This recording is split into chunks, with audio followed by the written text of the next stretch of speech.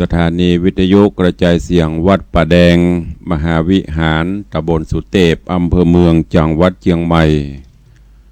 สถานีวิทยุกระจายเสียงพระพุทธศาสนาแห่งชาติจังหวัดเชียงรายตลอดจนวิทยุชุมชนเสียงตามสายห่อกระจายข่าวตามวัดตามวาตามหมู่บ้านต่างๆและเจริญปอนญาติโยมที่ได้ติดตามรับฟังอยู่ทาง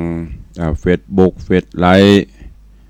ต่างเว็บไซต์อินเทอร์เน็ตต่างๆของแต่ละวัดแต่ละวาตลอดจนต่างตีญาติธรรมเปื้อน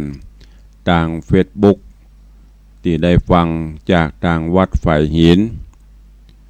ซึ่งต่างวัดสถานีวัดฝ่ายหินเท่านี้ก็มีหลายช่องทางฟังจากสถานีวิทยุโดยตรงแล้วก็ฟังจาก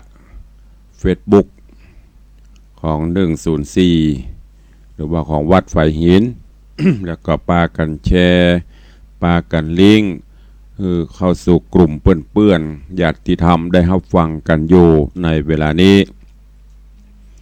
รายการนี้ดำเนินโดยอาตมภาพพระครูวิสิทธิ์ศิลาภรณ์เจ้าคณะตำบลป่าแดดเจ้าอาวาสวัดวังสิงห์คำตำบลป่าแดดอำเภอเมืองเชียงใหม่จังหวัดเชียงใหม่เป็นผู้ดำเนินรายการก็ได้นำเอาธรรมะสารธรรมคำสอนแบบปืนบ้านล้านนารักษาหีดหอยมรดกธรรมกำเมืองมาเทศนาฮือญาติโยมศรัทธานาบุญทั้งหลายได้รับฟังกันเป็นประจำปะกันในวันนี้อากาศสดชื่นแจ่มใสในยามเช้าเวลาขณะนี้ก็6 โมงปลายพายังบัดตื่นยังบัดลุกก็ตื่นกันได้ลุกกันได้ละเน้อเพื่อที่จะได้ทำกิจวัตรส่วนตัวเตรียมกายเตรียมใจในการที่จะประพฤติปฏิบัติกิจภาระหน้าที่ของแต่ละท่านแต่ละคนลูกหลานตันเต้าก็มีหน้าที่ไปศึกษาห่ำเฮียนไปฝนพญาปัญญาพ่อแม่ญาติกาบงผู้ใหญ่ก็มีภาระหน้าที่ที่จะต้องไปทำการทำงานประกอบภาระหน้าที่ของแต่ละท่านแต่ละคน ก็ขอฮือวันนี้เป็นวันแห่งความสุขของทุกท่านและท่านผู้ใดที่เกิดตรงกับวันนี้หรือที่บนห้องว่าแฮปปี้เบิร์ธเดย์ครบรอบอายุวัฒนะมงคลวันเกิดวันนี้ก็ขอฮือเจ้าของวันเกิดวันนี้มีความสุขอยู่ดีมีสุขประกอบกิจใดๆก็ขอฮือสำเร็จผลตลอดจนพอออกไม่ออกศรัทธาผู้ฟังทุกท่านเนอะคือมีความสุขกายสบายใจปรารถนาสิ่งใดขอให้สมความปรารถนาเหมือนกันทุกท่านทุกคนเจ้าวันนี้ตุลุงคงจะอยู่บ่ได้จนเต็มเวลาเนอะคงจะอยู่กับศรัทธาญาติโยมไปแห่มสักกรรมแล้วก็ขอแจ้งให้ทางท่านผอ.ตัวเองพอดีเจ้าวันนี้มีศาสนกิจภารกิจที่จะต้องปฏิบัติก็คือทางญาติโยมศรัทธาวัดวังสิงห์คำวันนี้เจ้านี้มีการเก็บอัฐิหรือว่าเก็บกระดูกแล้วก็เจริญพุทธมนต์ยามเจ้าแถมสักกรรมรถมาฮับก็จะได้เดินทางไปปฏิบัติศาสนกิจเพราะฉะนั้นก็ตึกไหนตึกฮันเนอร์เจ้าวันนี้ก็ต้องแจ้งฮือต่างแม่ข่ายหลักคือต่างวัดฝ่ายหินได้รับทราบกรรมขั้นจะบัดจัดเลยก็เดี๋ยวญาติโยมก็จะว่าโอ้ตัวลุงไปไหนฮะมะมีเทปมาแหมะวันนี้เป็นสดอยู่แต่ว่าจะอยู่ไปสักกรรมคงจะบัดเต็ม7 โมงเนอะประมาณสัก6 โมงปลายเก๋ๆก็จะต้องล่ำลาไปปฏิบัติศาสนกิจต่อไปวันนี้ก็มาฟังกันต่อในเรื่องของจำปา4 ต้นซึ่งตุลุงก็ได้เทศนาฮือท่านทั้งหลายได้รับฟังกันผ่านไป30 กว่าตอนละในตอนที่แล้ว ก็มาถึงยังอาสะมาลาหลังจากที่โพธิสัตว์เจ้านันทกุมารได้ล่ำลาแล้วก็ได้ปัดผากจากกันไปตามบุพกรรมของใบของมันอยู่มาบำเมินบานานอาสามาลาก็มีคันมีต้องแล้วก็ได้เกิดออกมาซึ่งตอนเกิดนั่นก็มีของแก้วของวิเศษติดตนติดตัวมาโดยอาสามาลาก็เลยใส่ชื่อลูกว่าอาสาราชกุมารปทุมมาไกรสอนก็เช่นเดียวกันหลังจากที่ได้ปัดได้พรากจากกันจากโพธิสัตว์เจ้าในระหว่างที่ยักษ์นำปลาแล้วก็หนีจากยักษ์ปิกไปอยู่กับพ่อฤาษีจนกระทั่งมีต้องมีคันแก่ตนแก่ขึ้นมาแล้วก็ได้เกิดออกมาปทุมมาไกรสอนก็ใส่ชื่อลูกว่าสุวรรณไกรสอนจากนั้นก็อยู่เลี้ยงลูกเลี้ยงเต้ามา จนใหญ่หน้ากล้าบานมาย้อนกล่าวถึงต่างลูกของปทุมมาไกรสอนคือสุวรรณไกรสอนเมื่อใหญ่มากก็เล่นไปตามภาษาของละอ่อนแล้วก็แก่โตนแก่ตัวขึ้นมาเป็นวัยรุ่นก็เล่นกันไปพ่อแม่ก็ได้สั่งห้ามตลอดจนพ่อฤาษีก็ถามว่าลูกถึงวันนี้ไปเล่นทางใดพ่องทางเหนือทางใต้ทางวันตกทางวันออกสุวรรณไกรสอนก็บอกว่าไปทหารเนอแม่ก็ว่าลูกภาคตะวันออกนี่จะไปเนอห้ามไปเพราะว่ามันมียักษ์มีเย็นมีอย่างอยู่กลัวจะเป็นอันตรายสุวรรณไกรสอนก็มีอยู่วันหนึ่งก็มาเกิดวันนี้อย่างพ่อฤาษีก็ดีแม่ก็ตามยังมาห้ามบ่ใครขึ้นไปทางนี้ลองพอโลมันมีอะไรอย่างพอไปแต่กับไปจ่าใส่กับอาสาราชกุมารลูกของอาสะมาลาพอไปพบไปปะใส่ถึงสองก็ทดลองประลองวิชาต่างคนก็ต่างไปยอมกันจนเมื่อเข้าสู้กันไปก็บ่ฮู้จักเป๊ะบ่ฮู้จักการก็เลยต้องมายอมเป็นเพื่อนกันถามเฮาสู้รบกันมาได้เป็นจัดเมืองกับบ่ฮู้จักบ่ฮู้จักการก็เลยถามเจ้าเป็นไผเพราะต่างคนต่างมีของดีของวิเศษติดตามตนตัวหรอกทำไปทำมาก็เลยฮู้ที่มาที่ไปนำปลากันปิกมาไปเยี่ยมบ้านเยี่ยมจองไปเยี่ยมแม่ก็สอบถามที่มาที่ไปกันเรื่องราวจะเป็นจะใดก็เจริญปอนญาติโยมศรัทธานาบุญเฮาทั้งหลายเนอะได้ตั้งอกตั้งใจสดับรับฟังพระธรรมเทศนาจำปาสีต้นในตอนต่อไปณโอกาสบัดนี้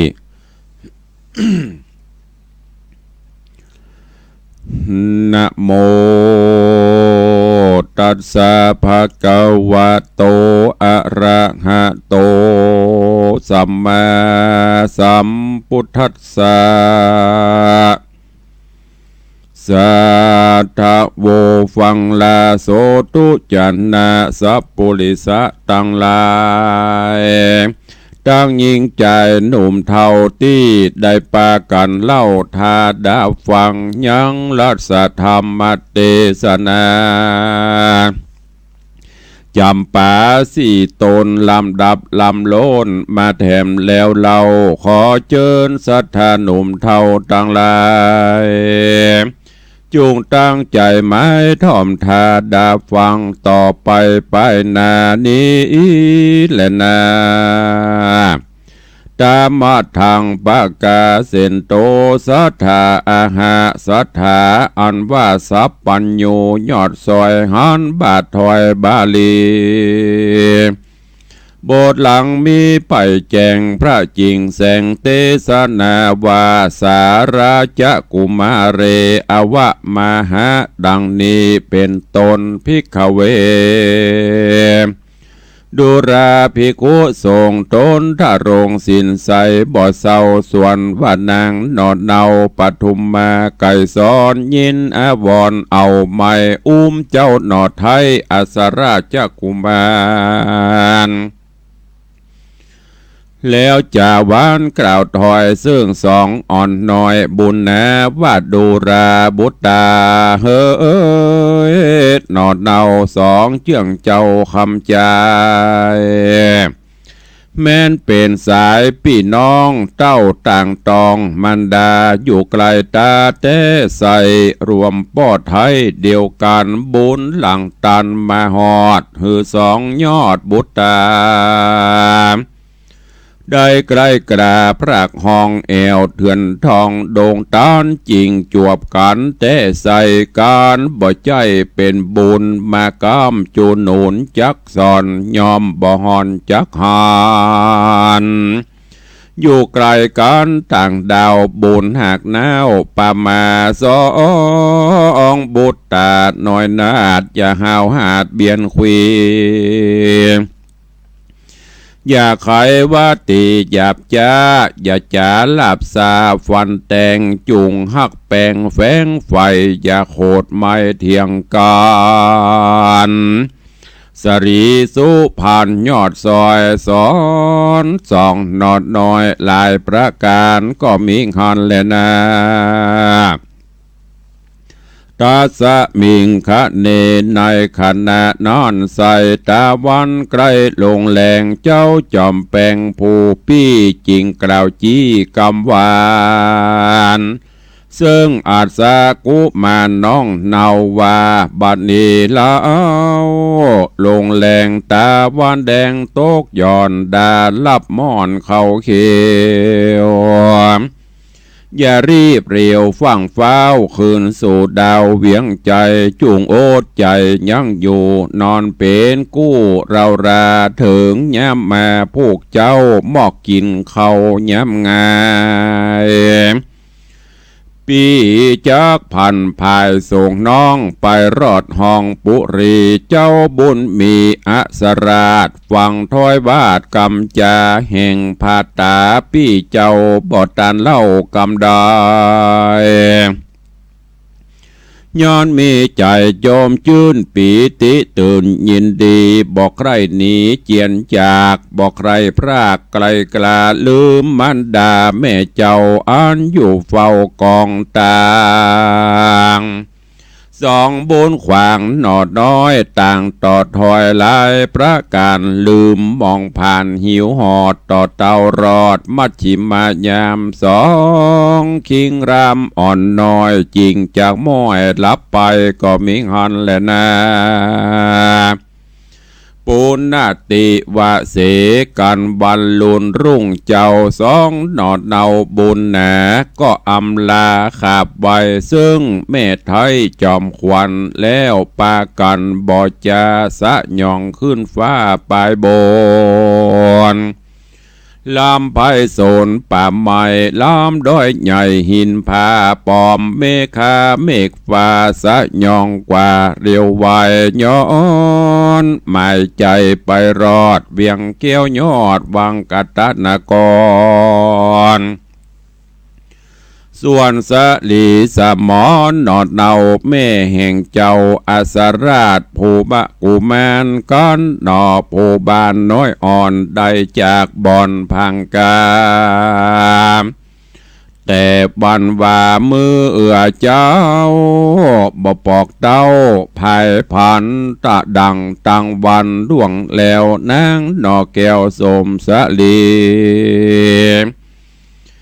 เป็นตุกขี่ลายแหล่กุดใจแผ่กองหาพอตังมาลูกเต่าตราบต่อเต้ายามแรงตาวันแดงย่อนหอยกลากลาดกร้อยหายโห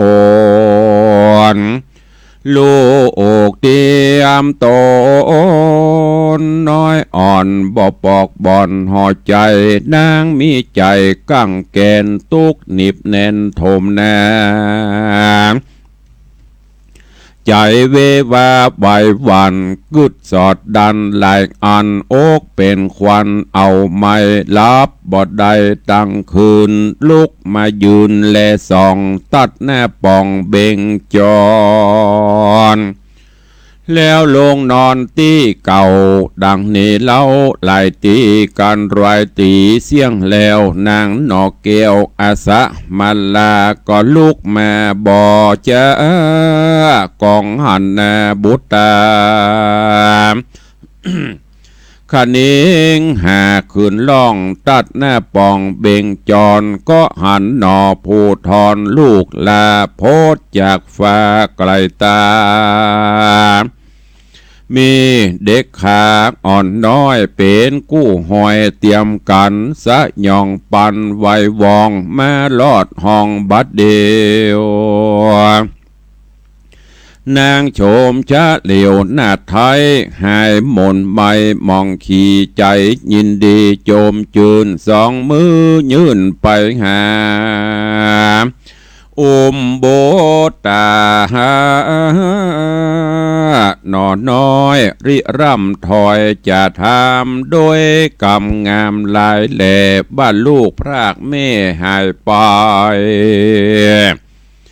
ไปนอนในนันเราบอกปอกเต้าขึ้นมาแม่เววาเอาไม่ลับบอดใดตั้งคืนใจเมาปืนไว้วันกึดสอดดันลายประการอันว่ากุมารอ่อนหน่อยผู้จ้องหอยตัวมาอยู่โดงนาเถื่อนทองประเทศต้องแดนใดเป็นลูกไผ่นันเล่าเชื้อชาติเผ่าวงศาอยู่ป่าลาเมืองใหญ่หรืออยู่ป่าไม้โด่งตันขอจอมขวัญลูกแม่ได้กล่าวแก่ตามรายเจ้าบุญภายอาสราชฟังนางนาดมันดาใครว่าจะทำทีก็กล่าวจี้ตามมีลำดับดีแต่เก้าตราบต่อเต้าสุดไปโดยปริยายหลายและบ่เว้นแว่บทใดนางใส่ใจนอดเดาฟังลูกเต่าไข่ปันเล็งหันตันแจงทีบ่มีที่สงสัยยินมีใจจื่นยาวรีบฟังเฝ้าเร็วปันกอดจอมควันตนองค์อาจคือเจ้าหน่อยนาฏสุวรรณไก่สอนรำกำบอนอ่อนอ้อยมีบ่อน้อยนาแล้วใครจะตันต่อฮือเจ้าน้อยนอสุวรรณไก่สอนได้กินนอนยั่งจอดในภาสัตยอดห่อใจกับใส่ใจน้องเนาคือว่าเจ้าอัสราชกุมารเพื่อสำราญจื่นจอยหายต่ำก้อยมองขี่เจ้าบุญมีหนอไทยตั้งอยู่ได้หลายวันก็เกิดผ่านใจจอดแห่ยังยอดมันดาในดงนาป่าเศร้าจริงจวนเจ้าอัสราชกุมารลานางโหน่งครานยศใหญ่ไปอยู่ป่าไม้ดงรีก็มีหันแลนาตะโตโหปัฏฐาญะแรกแต่นอนไปนาสองนอดลาจอมขวัญหักแป่งกันลายหลากบ่หูพรากละนีจับล้างตีนันเล่าสองนอดเนากุมารอยู่สถานเมืองใหญ่กับแม่นาไทยอาสะมาลาหลายวันมาก็ใกล้ใจเบื่อหน่ายเวียงใจก็ลาไปป่าเศร้าอยู่กับแม่เจ้าปทุมมาไก่ซ้อนกลางดงดอนเถื่อนท่อ แดนเตต้องหิมมาปานสองกุมันนอดลายามอยู่ป่าดงตันก็ป่ากันเตียวสอดบุญดันลอดดงรีเอาเสือหมีแลดจางอันอยู่สร้างดงดานตั้งกวางฟ้านลายแหล่มาเวทเหตุนำแน่เอาสัตว์นานาต่างเจืออันไฟเอือจอมโตนฮือเจ้าจุฮือเจ้าโจรภาพสู่เป็นกู้นันเนืองเอาเสือเหลืองปากกวางเข้าต่อจ้างไปศาลเอากวางฟานเข้าปราบกับหมีหยาบดงรีเอาราชสีตัวกราเข้าต่อต้าควายดงสองพระองค์แลพอตบมือล่อตัวไปยินม่วนใจปีดนองแล้วโห่ห้องจอมกันตาวันย่อนหอยดาลับเหลี่ยมหน่อยอยู่ควันทอนจิ่งปอกจอนขึ้นสู่อย่างที่อยู่พังกาถึงย้ำมาผู้อกเจ้าสองนอดเนาจอมควันก็ปากันเตียวต้องเข้าสู่ห้องดงรีเอาเสือมีตัวกล้าเข้าต่อต้าจนกันตาวันค่ำลาจริงไว้แน่ขึ้นมาหาบรรดาแม่เจ้าดังนี้เล่าจุวันก็มีหันเลยนะนิทิตังชีญาสังวันนาวิเศษจะห้องเหตุยังจำปาสีต้นก็บังโกมสมเดชสะเดชก็ฟังกันจบไปแถมตอนหนึ่งดังที่อาตมภาพตุลุงได้บอกแต่ต้นวันนี้พอดีมีศาสนกิจที่จะต้องไปปฏิบัติงานเก็บดูกเก็บอัฐิแล้วก็เจริญพุทธมนต์สังฆะบ้านจองหย่องโยมวัดเฮานี่ยามเจ้าก็เลยบ่ได้อยู่สุดเวลาก็ต้องขอสุมาภัยกับญาติโยมทั้งหลายก่อนจบรายการวันนี้ก็จะไปลืมในวันที่17มิถุนายนที่จะถึงนี้เชิญญาติโยมศรัทธาญบุญทั้งหลายร่วมงานประเพณีส่งน้ำพระธาตุที่วัดหนองกายตำบลสันปัญญางอำเภอแม่แตงจังหวัดเชียงใหม่ในวันจันทร์ที่17มิถุนายนที่จะถึงนี้ตั้งแต่เวลา7 โมงเช้าประกอบพิธีทักษิณานุปทาน9 โมงพระสงฆ์องค์ข้าเจ้าเจริญพุทธมนต์จากนั้นก็ถวายภัตตาหารเพล เลี้ยงเข้าป่าอาหารญาติโยมขอเจริญปอนญาติโยมสาธุชนทุกท่านไปร่วมงานโดยพร้อมเพรียงกันในวันที่29-30 มิถุนายนและวันที่1 กรกฎาคมนี้ขอประชาสัมพันธ์เจริญปอนเชิญชวนญาติโยมสาธุชนพุทธบริษัทติ่นจองห้องวัดทุกท่านร่วมงานปล่อยหลวงเฉลิมฉลองศาลา9 ห้องและเสนาสนะถาวรวัตถุห้องน้ำห้องสุขาของวัดวังสิงคำตำบลประแดดอำเภอเมืองจังหวัดเชียงใหม่และร่วมงานประเพณีส่งน้ำพระธาตุประเพณีใส่ขันดอก108ในคราวเดียวพร้อมเดียวกัน2 งานพร้อมเดียวกันขอเชิญญาติโยมศรัทธาญบุญเฮามาร่วมกินร่วมทานกับตุลุงในวังท่านผู้ใดจะรับเป็นเจ้าภาพสังฆทานเป็นเจ้าภาพน้ำดื่มเป็นเจ้าภาพภัตตาหารเพลถวายพระเจ้าประสงค์ที่นิมนต์มาก็ขอเมตตาเจริญปอนแจ้งความจำนงได้ที่วัดวังสิงคำเบอร์โทรศัพท์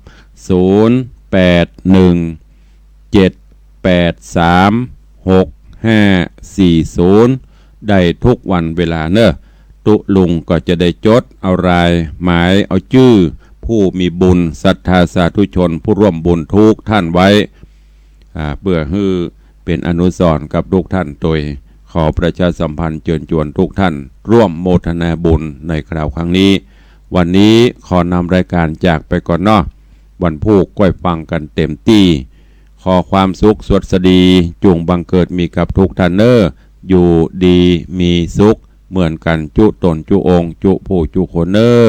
จัตตารโอธรรมาวัฏันติอายุวันโนสุขังภะลัง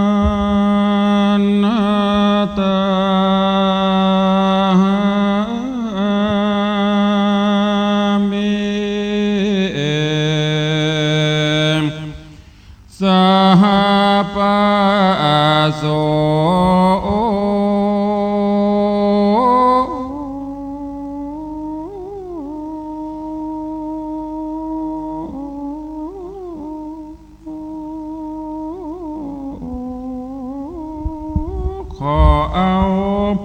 พระพุทโธไว้เป็นที่เจ้า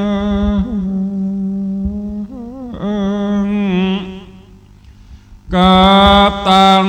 พระธรรมพระสงฆ์เจ้า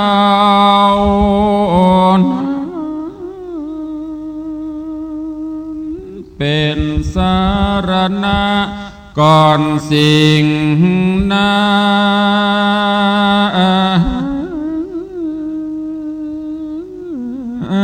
น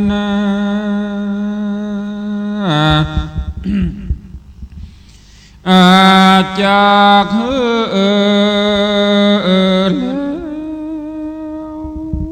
สมปรารถนา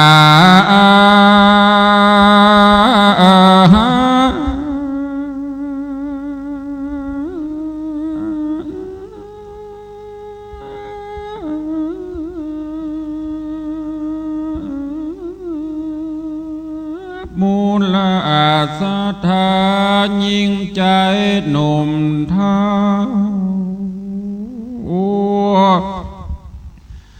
เนื่องใน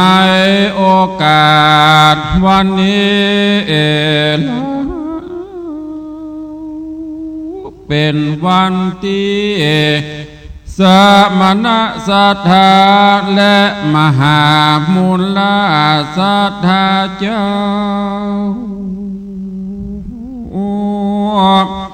ได้ร่วมกันกระทำบุญส่งเสริมประเพณีวันเดือนยี่เป็นนาน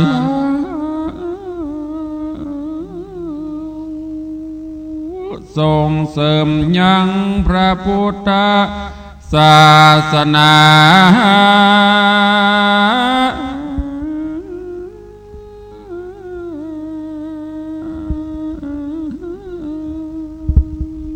วันเดือนยี่นานาเวียนมาบรรจบดัง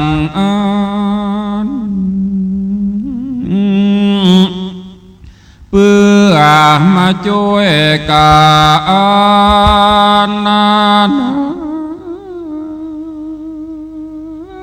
กำจุอุดหนุนพระพุทธศาสนา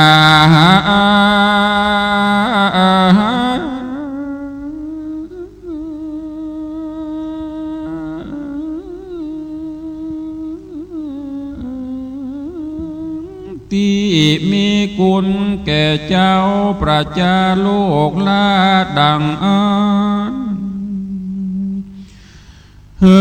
อยู่ตัวกัน